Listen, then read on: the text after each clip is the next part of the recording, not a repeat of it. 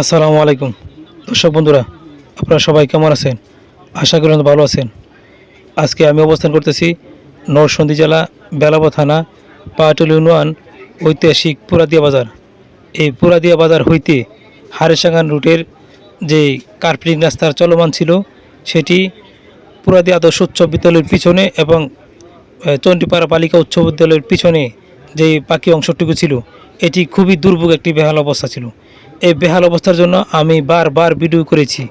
আমি জনসমক্ষে আমার এই ভিডিওটি পোস্ট করেছি এবং যোগাযোগ মাধ্যমে সকলকে জানিয়েছি যে আমরা এই এলাকাবাসী, এই রাস্তার পথযাত্রী যারা আছি, সকলেই দুর্ভোগ আছি।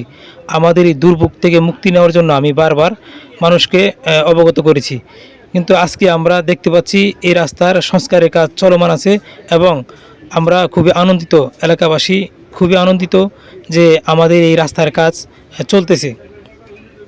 সকলেই আমরা এই রাস্তা দিয়ে আসা যাওয়ার যে মাঝখানে বেহাল অবস্থা ছিল, খুবই কঠিন জীবনযাপন ছিল আমাদের।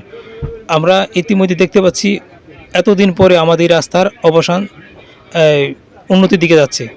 সকলেই আমার এই ভিডিওটি দেখবেন এবং বেশি বেশি করে শেয়ার করবেন। আমার ভিডিও লাইক, শেয়ার, কমেন্ট করবেন।